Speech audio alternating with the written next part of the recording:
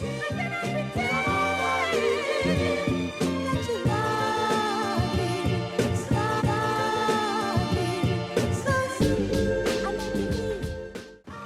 to episode 1 of Respect the Culture podcast. I'm one half of your host, Ty. Next to me, I have my co-host with me, Tone. I'll let him go ahead and introduce himself a little bit. Culture, about to bring y'all the respect. So basically, look, we just a couple homeboys that spend a lot of time debating different topics, everything from sports to real life. And to be honest with you, we spend a lot of time arguing with each other, back and forth. We figured, might as well start a platform, spread our views and our opinions with everybody. I was going to say, I'm finally going to have somebody to be on my side when I'm right, to let him know that I'm right and he's wrong. You feel me? So that's what we need y'all here for, to keep it a whole buck. You feel me? Y'all are gonna be here to settle debate. Honestly, I think that covers it, because the culture spans from anything. We liable to ask y'all if y'all feel like Chris Brown is the next form of Michael Jackson. Would you rather have Chris Brown perform or Usher? Chris Brown. Over Usher. Easily. You thinking too young, bro. Think about the crowd you going. Again, we not even going to. That's not even for the day. That is not even for the day, but that's a taste. For one, he's on cocaine. So I already know I'm getting a 3-hour show. That's off the break. I want the bang for buck. Let's be honest. If we go track to track, you want to get a longer show from him. I mean, yeah, but you getting classics, bro. You getting classics. Then again, you know what though? Because you gotta stay away from Confessions, so you might be right. Because I don't think we want none of those songs played. Okay. Usher has the classic album. But I mean, when we talk about radio hits, like year after year after year after year, we can't even really look at a break in Chris's career, even with all the stuff he's had going on. Right. Bro, we all the way off topic. Let's get to the first topic at hand. Let's go ahead and get to the pink elephant in the room, the whole Kwame Brown situation. And get your opinion on it. Do you feel like Stephen A. Smith is going overboard with his profession, or do you feel like players need to have tougher skin when it comes to media personalities expressing their opinions? Okay, so with very, very little research done into it, what I've seen so far, I appreciate that Stephen A. Smith acknowledged that he made Kwame Brown the butt of a joke. And where I won't say Kwame Brown was wrong for being upset about being the butt of a joke is when you're consistently the butt of it. So you're not even working hard to tarnish my character at that. Whereas Kwame Brown, after really thinking about it, wasn't a bust, because a bust doesn't have a 10-year career. Him acknowledging that he wasn't very good, I don't feel like Kwame Brown can have an issue with. But I definitely understand where you don't want to continually be the butt of somebody's joke when their profession is to analyze it. You know what I mean? So analyze it and move on. But I don't want to consistently be the punchline.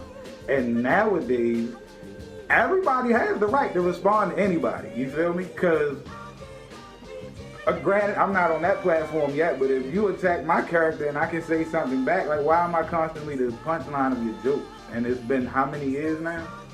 So, on a side note, him going after Charlamagne the God, I feel like is a whole different level, because that's speaking about a man's family, and you should feel a certain type of way about somebody bringing up information about your family, right? You know, after I thought about it, I understood Kwame's frustration with Charlamagne. But I think what he was saying, he was more or less standing up for Kwame Brown. But I think his approach and his execution, the way he did it, was wrong. Charlamagne. Because, just spreading that type of information about a person's family is a violation. If it's not something that wasn't already out there in the news, I'm pretty sure it's not something Kwame wanted out there. But like I said, at the same time, when he first said it, I understand pause on it should leave this guy alone. It's obviously a history of trauma in his family, murders, assault. And he may not have been saying it in a way like Kwame could do the same thing to you. But when a person has that much trauma in their family, and you bring that up like a butt of a joke, you don't know where he could take it as far as... Mike drafted this young man to be an excellent player. His feeling. And it may not even be to hurt you or the next person. A direct reflection of how he treats the people around him, his family. So, it was a nasty taste in what he did. He was coming with good heart. Like I said, the execution was just some bad taste. And a lot of that comes with Stephen A. Smith. When you're on your way to the top in the media, a lot of people they'll take that, I guess you could say, shortcut. Whereas instead of me putting the work in as far as my journalism, let me put out some shock video. And that's a lot of what Stephen A. was doing. So true. It's just bad taste in my eyes. But you know, But you're it's part of the definitely the game. one that I found out the whole Charlemagne perspective. That's- But so what I'm asking The Michael you is, Jordan aspect. so do you think that the 3 hours before practice was to try to make him a better player or to stunt his growth? Because in my opinion, again, I appreciate that Stephen A. Smith is taking away how he speaks about him and is not going to refer to him as a bust, but rather refer to him as not a good player. Because he wasn't that good a player. So do you think they worked him out 3 hours before the game trying to make him a better player or sabotage him? This is my thing. I don't feel like it wasn't that he wasn't a good player. I feel like they broke a lot of his confidence after drafting him. Because when you look at it, he was an 18-year-old kid, 17, he was the #1 draft pick. And they clearly said that he was busting every other center's ass that was in that class. It was Tyson Chandler and another player. I can't think of who it was, but he said that he was too strong for Tyson Chandler and too fast for the other guy. So he was busting that ass. That's why he went #1. So my thing is, where was the break in talent? If he was drafted and he was this good and he was showing that he was this good in the workouts, what happened when he got to Washington? So you saying that he didn't get the chance to put his talents on display because he was riding a bit? I don't think his talents was the mission at hand when he was drafted. I think the mission at hand when he was drafted was the Michael Jordan show, which is what all 4 of these guys said on that podcast. They didn't give a damn about anybody's development once Michael Jordan came in. He was there to put asses in seats. He said they had a TV schedule. He said they normally would play 1 or 2 TV games a year. When Mike came in, they played 44 that year.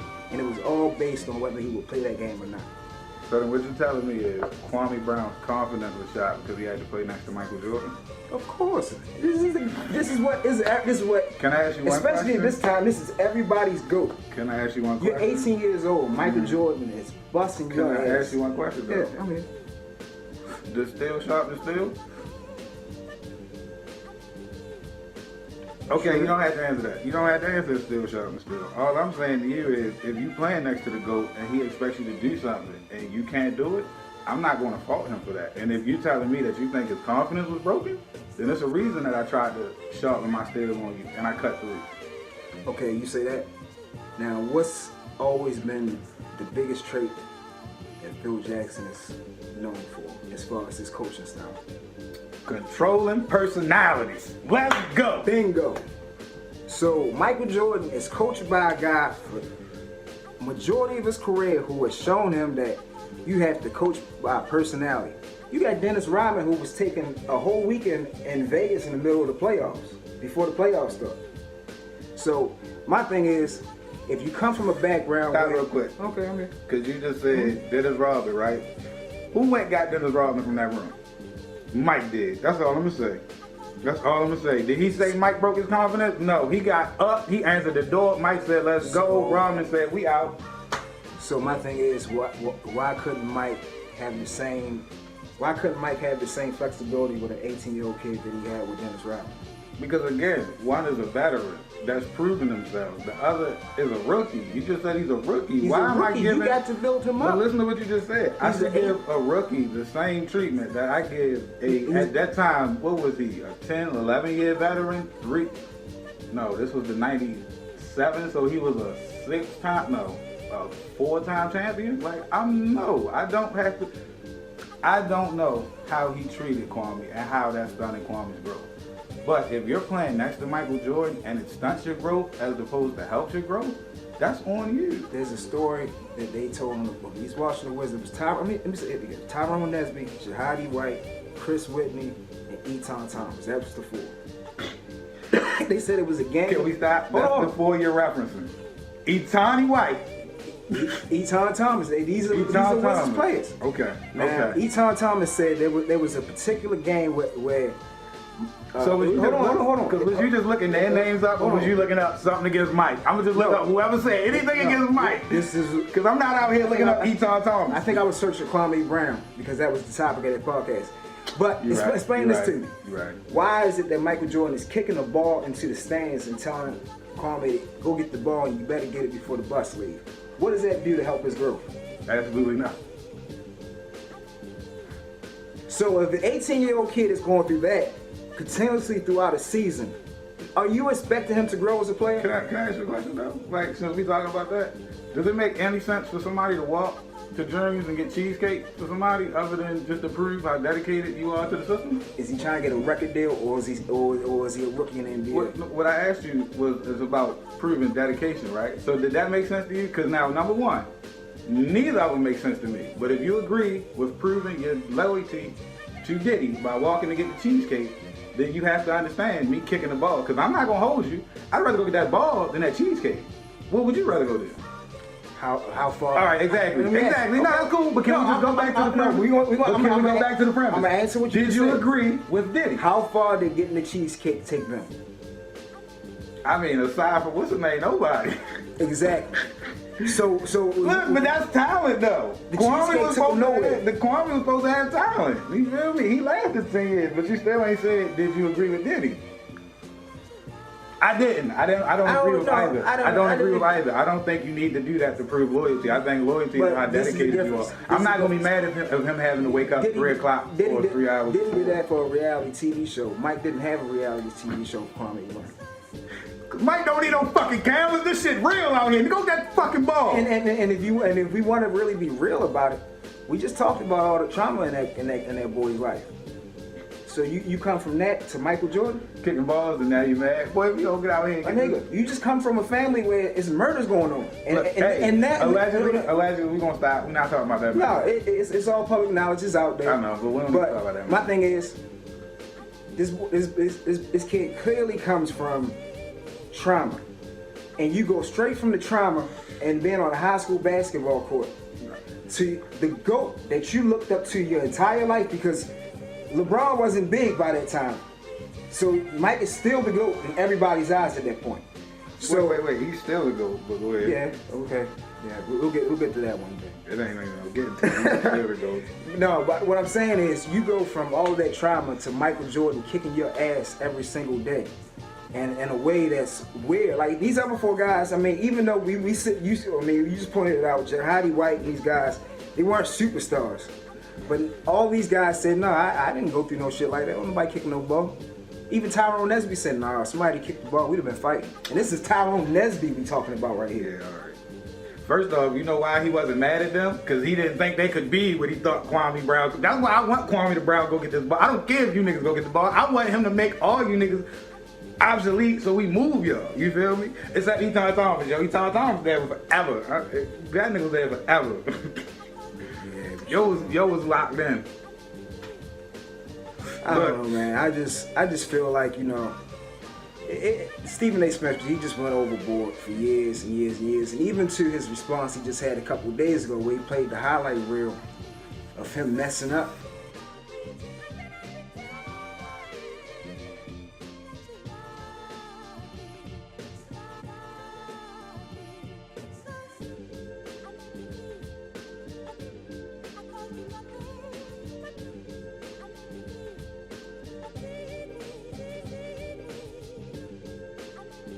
Yeah, man, but no cap though. And I mean, it even goes back to but speaking of Stephen A. Jerry Stackhouse. Even Jerry Stackhouse said he wasn't feeling Mike when he came there, because everybody knew it was just a publicity show. It was no longer we trying to develop you, and work our way up to get here. No, now it's we halting everything. We selling tickets for the Mike show. I went to a Michael Jordan game when he played with the Wizards. Mm-hmm. They lost by like fucking 15 points. But you could know goddamn well everybody was standing up going crazy every time Mike had the ball in his goddamn hands. And the Wizards was happy with that. So that one of the reasons, hold on, let me get this. We talking, I got that all in the way. But so it's one of the reasons that you dislike Michael Jordan and take away from him being the GOAT is because he didn't like develop these Wizard players. And like he came there and it was all about him when he came to the Wizards. No, I mean, it's proven. I mean, like, I'm just asking, is that something you hold against him? Has he done anything with the teams he's had since? I mean, that was his last team. What you talking about? What he's had? I'm talking about when he still played. I'm not talking about the player coach. I'm talking about as far as being a player. You said when he came, it became the Michael Jordan show. And these players were like, well, he wasn't trying to develop Kwame. And so you're saying that he wasn't trying to develop the younger players. He was more so there to showcase his talents, right? Pretty much. So you hold that against him? Yeah. So can I ask you a question then? Because I feel like it was a So selfish move. can I ask you a question? Speaking of Kwame Brown, like Kwame Brown versus Lonzo versus who else did they get rid? Brandon Ingram. Do you feel like stunting their growth should be a knock against LeBron because he came there, gave it 1 year, got hurt, didn't try to win with him, got him out of there? I mean, that's all speculation. Everybody says okay. LeBron got him out of there. We don't know what LeBron. But I mean, you just told me that Kwame Brown said that, so I'm just saying we seen that they got out of there. Do you think they wanted to leave, or do you think that was an organizational decision? It's we trying to win decision. You picked up LeBron. He's 33, 34 years old. Nah, you're not. You're not focusing on the rest of the team. You're not trying to build nobody. But at that point. Michael should have been focused on the rest of the team. But at the same time, about. Mike wasn't taking those Wizards to the finals either. Oh, no. I mean, LeBron didn't take those Lakers to the finals either, but okay. But Mike also didn't get a Mike. This season was shit, whether he got a hamstring injury or not. Who? The Lakers Michael Jordan. Oh. I was about to say, yeah, because everybody got hurt that season. He was like, you know what? I'm not trying. We're going to just get y'all out of here. I mean, what happened the very following year? AD got a championship, yeah. AD got a championship. LeBron already had one. What the fuck? Who was the finals MVP? Wow, okay. I don't care about finals MVP because Steph ain't got one when he should have had one because they was trying to keep everybody in the Golden State happy. So it doesn't really matter.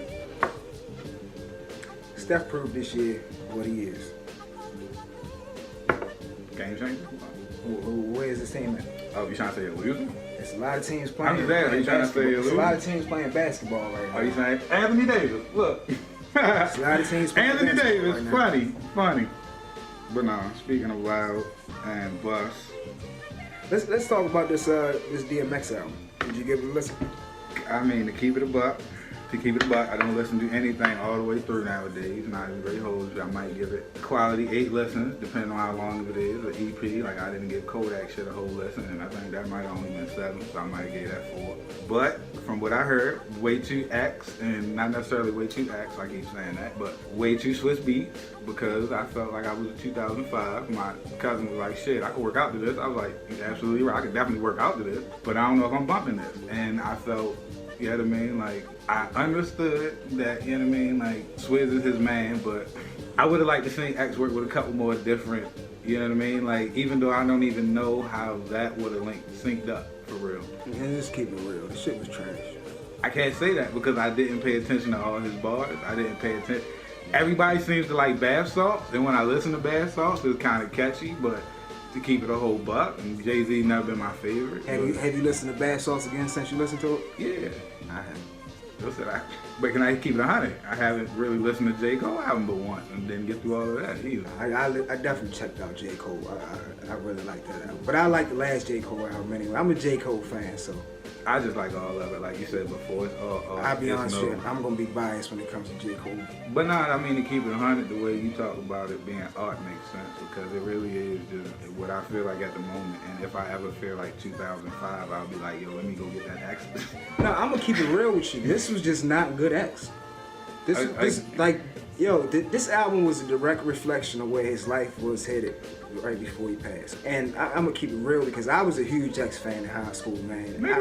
Everybody. Right. You know, I like both albums, cover to cover. I fucking cut my hair fucking low as a kid because of this. I don't know man. about all that though. I did. I cut my shit low with clippers on my goddamn self. Nigga, it was DMX. Nigga, I had the bandana, all that shit, nigga. Nah, I've been trying to braid my shit, man. I got a bigger message from the album, man. And it was like, get them fucking yes men from around. Yes men not gonna tell you when you gotta shape up. It would've took one real motherfucker around X to say, yo, you gotta get your shit together. Cause if you listen to that album, man, he out of breath. You can tell he punching in, flows ain't there. He's got these dry ass beats. Like you could tell he wasn't in the right mind state to say nah. It sounded like they just picked a verse and put it on the beat. Yeah, it was. That's very fucking. It was put together real sloppy. See, but you listen to it with a different ear though, cause you do that shit. So I apologize, cause you produce and shit. But like I said, I was just trying to listen to his words because I already wasn't really fucking with the beat. So I was hoping what he was saying was, but then I could hear where, like you just said, they were just taking his verse, putting it with this beat. I'm not even gonna speculate like that. That's my thing that gets me about the album is they say that the album was put together before he died. So they said this is all the work he put together with it. I think there only was one collab they said that it was put together after he died. The Moneybagg Yo thing, which is like whatever.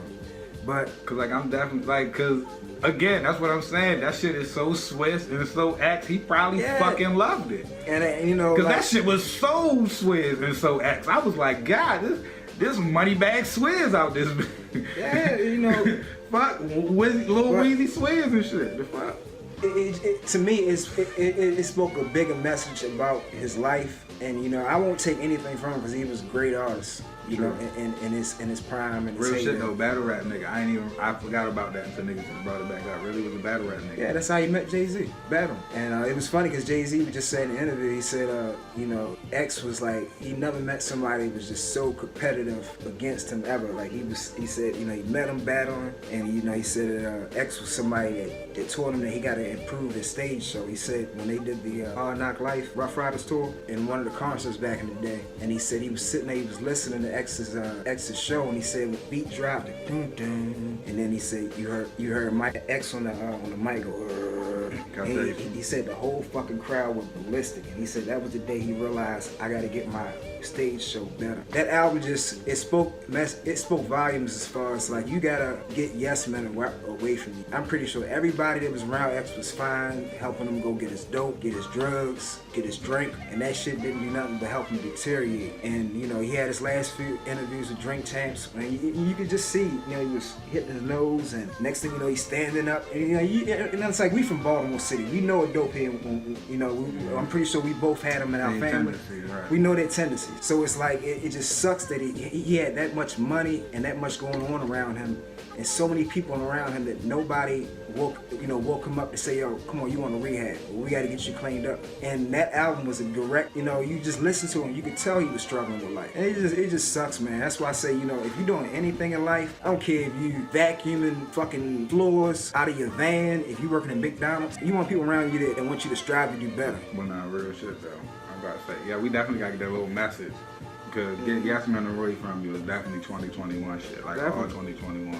But now I was gonna talk about that Hard Knock Life tour. First off, have you ever seen when fucking Dame Dash go in on, I forget who it is, about Rockefeller not being added on the Def Jam jacket, so it made the tour look like a Def Jam tour? Yeah. You got, you seen that? Mm-hmm. That's why, yo, real shit, Dame, you that nigga, bro. Always, Dame that nigga, bro.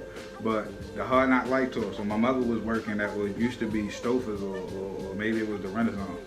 She said that they go up there in Jay-Z's room, immaculate. You feel me? Shit barely been touched. Nice tip. Nice tip. Shit been barely touched though. DMX shit, nice tip. Tore the fuck up. Tore the dog shit. Tore the fuck up. Dogs tore shit up. Tore the fuck. Nice tip though. You feel me? Now I don't want some, we fuck shit up and left. Nice tip. You feel me? It might have been better than Jay. Look, real shit, it might have been better than Jay because they knew that they fucked up. You feel me? They knew they fucked up. Right. But that's X. Like, he dogs in the room, like, nigga. Jay-Z shit, my mother was like, nigga.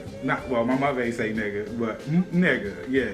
Jay-Z shit, nice. And you gotta think, Hard Knock Life tour, what's that, 98? He was fresh, so you feel me? That nigga been doing that shit for, nigga, years right now, my nigga. I'm trying to sit here and think. I went to who was it, the Cash Money tour? It was Rough Riders, yeah, because I went to a Cash Money Rough Riders tour. Them, yeah. I didn't do the Rockefeller. I wasn't privileged enough to go to that concert. I don't know. I don't think I've ever been to a concert. I've been to Howard Comedy Show. I don't think I've been to a concert. Yeah, that's probably the only big stage concert I've been to. I went to a couple small shows. Damn, that wasn't loud enough. I said, you still did it, nigga, the fuck. But nah, like I said, I would get an album or listen to when I'm in a better mood, but it wasn't some shit that I put on and like, I can rock it. I straight turn that shit off. Cause what I do is, if I got somewhere to go, I hold an album until I'm about to walk, and then I see if that shit can get me through the walk. Like, I was struggling listening to it. I'm not even great. Yeah. And you know, and viewer discretion, it could be a lot of it is, I don't really listen to a lot of the artists I listen to growing up anymore nowadays. You know, I gave the Freddie vs. Jason, the Jadakiss, and the Fabulous Al, I probably listened to that for probably about a week and a half, and I haven't listened to it since. It's just, I don't know if Fab is the best person to go up with Jadakiss. He should have just went with Styles P, I think. yeah, but I'm just saying, it's not... Even though that seems fucked up that we taking Luch off, but I mean, I think they just dropped something last year I gotta check out, because I remember Bout Shit was good. Did you like Bout Shit? No. Did you know what I'm talking about that? Yeah, dude, I'm just really not into guys that I know are family guys talking about shit that I know they not doing. I can definitely agree with that.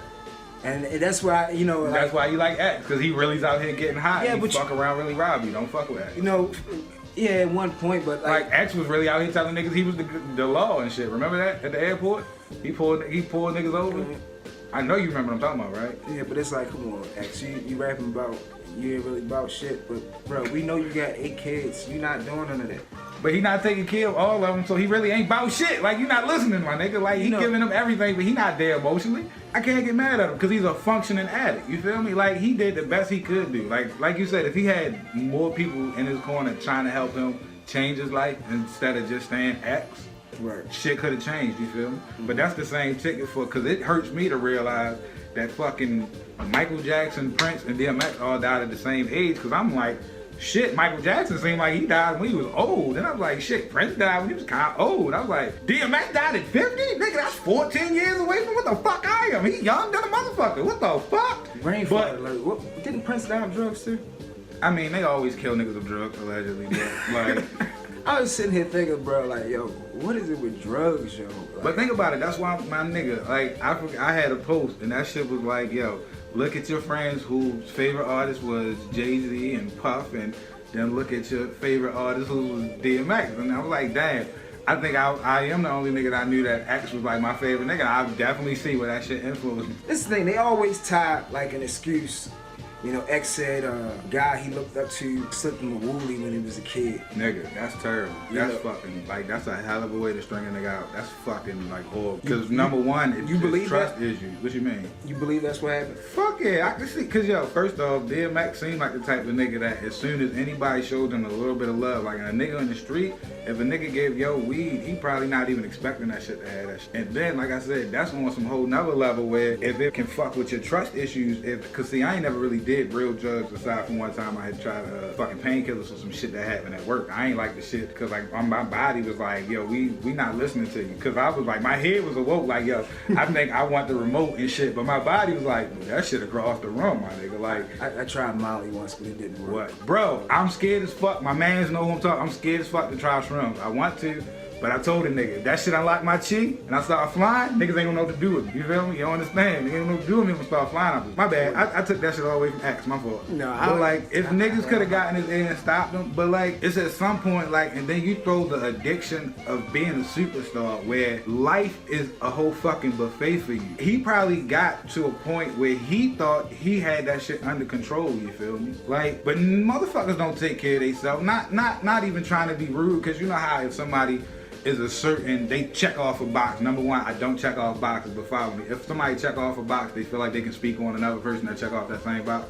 So, as a full-blown nigga, I think I can speak for DMX. Another, he felt as though he cleaned his act up. You feel me? He felt as though he had that shit under control. But he might not have been watching his diet. You feel me? He might not have been watching whether or not he was working out more than he was taking in. You feel me? All of that shit fucks with. He might not have necessarily been watching his stress levels, thinking about an album that's coming up. You feel me? So like you said, not having Yes Man and really not having your physical body in like a good place can catch you. You feel me? That's like, why I say I never blame the addict. Never. Facts. Because like I say, I have family and I've seen how your life can do a whole 180 off that one first blast. But like I say, I always feel some type of way about the people that's in a circle of a user.